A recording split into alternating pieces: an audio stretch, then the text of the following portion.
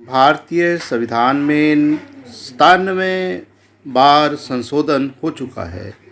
97th amendment in Indian constitution. हम आज इसी के बारे में चर्चा कर रहे हैं।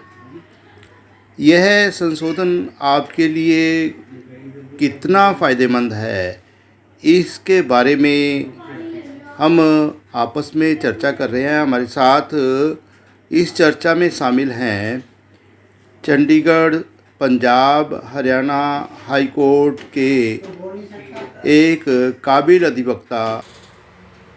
अगर आप कोई भी संगठन चला रहे हैं और वो संगठन कहीं रजिस्ट्रार सोसाइटी या सरकार के पास रजिस्टर्ड है तो आपको गौर रखना चाहिए। कानून में कौन कौन से संशोधन हो रहे हैं, इस पर गौर रखना बहुत ज़रूरी है। अब संविधान में संशोधन हुआ है, इसी सब्जेक्ट पर आज हम चर्चा करेंगे। नमस्कार, मैं हूं जसपाल सिंह, आप देख रहे हैं जागरूकता न्यूज़। आज हम चर्चा कर रहे हैं भारतीय संविधान का 97वां अमेंडमेंट हुई है, संशोधन हुआ है 12 जनवरी 2012 को। ये जो एक तरह से आप पर या आपके संगठन पर किस हद तक लागू हो रहा है, ये हम चर्चा कर रहे हैं। इस चर्चा में मेरे साथ बैठे हैं चंडीगढ़, पंजाब, हरियाणा हाई कोर्ट के एक माननीय अधिवक्ता श्रीमान मनदीप के साजन जी। नमस्कार सर, नमस्कार। आपका इस चर्चा में स्वागत है। सबसे पहले तो दर्शकों को आप ये जो 97th अमेंडमेंट हुई है भारतीय संविधान में, इंडियन कॉन्स्टिट्यूशन में, उसके बारे में कुछ दो शब्द बताइए। प्लीज। ऐसा है जो कि हमारे संविधान में 97 जो अमेंडमेंट आई है, उस अमेंडमेंट के मुताबिक जो जितनी भी कोऑपरेटिव सोसाइटी को अख्तियार दिए थे, शक्तियां दी थी, उसके अंदर बढ़ोतरी करने के लिए सरकार ने एक कदम उठाया कि जो कोऑपरेटिव सोसाइटी जितनी भी थी, वो जो अपने पिछले कई सालों से अपने ऑब्जेक्ट को अचीव नहीं कर रही थी, उसको बढ़ावा देने के लिए और पावर्स दी और इसको कैसे रिफाइंड करके अच्छे कामों के लिए लगाया जाए, तो सरकार ने इसमें 97 अमेंडमेंट की। और ये अमेंडमेंट जो कि संविधान के अंदर आर्टिकल 243Z एक इंसर्ट किया गया ताकि ये एक कानूनी रूप से इसको मान्यता मिल सके। और इस अमेंडमेंट के हिसाब से जितनी भी शक्तियां सरकार अपने पास रखती थी, वो सारी की सारी शक्तियां कोऑपरेटिव सोसाइटी को दी ताकि वो अपने जो ऑब्जेक्ट और एम को अचीव कर सके। मतलब जो मकसद है सबका भला, विकास, इस मकसद को पूरा करने के लिए।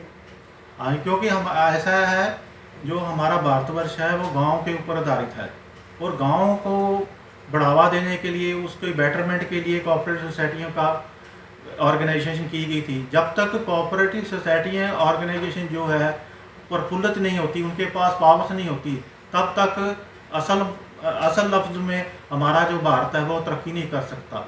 इसलिए इसके लिए कि उनको अधिकार ज़्यादा दिए जाएं, इसलिए 97 अमेंडमेंट की। और इसके साथ जितने अधिकार बाकी सोसाइटी और ऑर्गेनाइजेशन के पास थे, उससे ज़्यादा अधिकार कोऑपरेटिव सोसाइटी को दिए गए। कोऑपरेटिव सोसाइटी इनकी बात है। जो संगठन जो है जिनमें कोऑपरेटिव शब्द नहीं है, जैसे कोई जो एक तरह से ABCD सोसाइटी जी, तो उसमें कोऑपरेटिव शब्द नहीं है, वहाँ भी ये लागू है जी।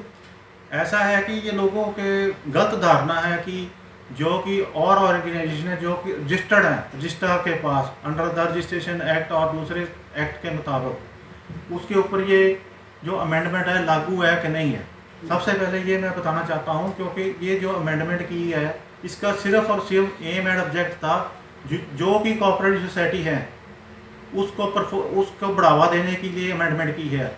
बाकी ऑर्गेनाइजेशन जो कि रजिस्टर्ड है, जैसे कि कोई पॉलिटिकल ऑर्गेनाइजेशन है, रिलीजियस ऑर्गेनाइजेशन है, एजुकेशनल ऑर्गेनाइजेशन है, सोशल ऑर्गेनाइजेशन है, जो कि रजिस्टर्ड भी है रजिस्टर के पास, उसके ऊपर इस अमेंडमेंट का कोई प्रभाव नहीं पड़ता। जो रजिस्टर्ड है उनके ऊपर लागू है ना? नहीं, उनके ऊपर लागू नहीं है ये ओनली कोऑपरेटिव, ये ओनली और only for the purpose of cooperative society है। कोऑपरेटिव सोसाइटीज के लिए संविधान का 97th अमेंडमेंट लागू है। ये चंडीगढ़ प्रशासन ने जो एक तरह से इसको कब लागू किया? चंडीगढ़ प्रशासन ने इसको अपना नोटिफिकेशन 31/3/2014 से इसको नोटिफिकेशन किया है। उनके मुताबिक ये अमेंडमेंट जो है वो चंडीगढ़ के ऊपर मार्च 2013 से लागू है। मार्च 2013 से लागू है और नोटिफिकेशन इसकी 31 मार्च 2014 से। मैं ये थोड़ा सा आपको बताना चाहता हूँ, क्योंकि जो चंडीगढ़ एडमिनिस्ट्रेशन ने नोटिफिकेशन की है उसको लेकर चंडीगढ़ के लोगों में ये एक संशय है कि ये अमेंडमेंट एजुकेशन सोसाइटी और रिलीजियस सोसाइटी, सोशल सोसाइटी के ऊपर भी एप्लीकेबल है। पर जब आप इसको अच्छी तरह से पढ़ोगे और 97 अमेंडमेंट की जो मूल स्वरूप है उसको पढ़ोगे तो आपको अच्छी तरह पता लगेगा कि ये सिर्फ और सिर्फ कोऑपरेटिव सोसाइटी के ऊपर ही एप्लीकेबल है। बाकी जो ऑर्गेनाइजेशन है वो अपने कॉन्स्टिट्यूशन और बाई लॉज के मुताबिक ही काम करेंगी। जो अन्य संस्थाएं हैं कोऑपरेटिव सोसाइटी के अलावा बाकी संस्थाएं हैं, उनमें जो सब काम पहले से रजिस्टर्ड कॉन्स्टिट्यूशन, संविधान जो आपका पंजीकृत है उसी के मुताबिक आगे कार्रवाई चलेगी। सर जी, तो उसी के मुताबिक आपने अपना सब कुछ कामकाज करना है। खैर, हम इस चर्चा को आगे भी जारी रखेंगे और अगर किसी तरह की कोई सहयोग की ज़रूरत हो तो आप पंजाब हरियाणा हाई कोर्ट में माननीय अधिवक्ता श्री मनदीप के साजन जी आपको सहयोग देने के लिए तैयार हैं। अगर कोई आए आपके पास तो किसी तरह के सहयोग के लिए। हाँ, मैं 24 घंटे तैयार हूँ।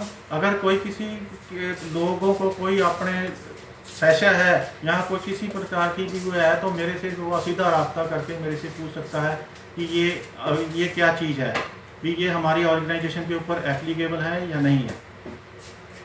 खैर, और भी कई फ़ायदे भी हो सकते हैं।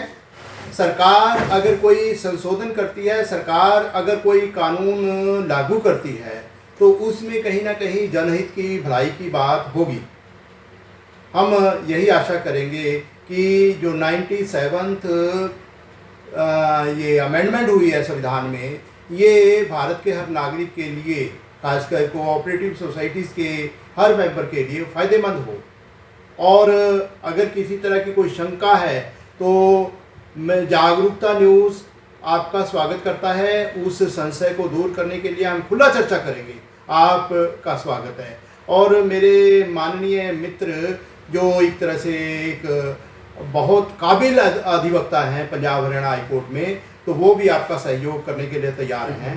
तो और जो एक तरह से इसके लिए मतलब एक तो और भी जो एक तरह से किस तरह से ये लागू हो सकता है, क्या फ़ायदा हो सकता है, क्या नुकसान हो सकता है, उस बारे में भी बात करेंगे। मैं आपको एक और चीज़ बताना चाहता हूँ कि मेरे पास हर दिन 10-15 phone political organisation, religious organisation और ऑर्गेनाइजेशन से आते हैं कि वो इसी उसमें उधेड़-बुन में है कि जो उनका बाई लॉस है, कॉन्स्टिट्यूशन है, उसके मुताबिक इलेक्शन करवाया जाए या जो ये अमेंडमेंट आई है उसके मुताबिक इलेक्शन करवाया जाए।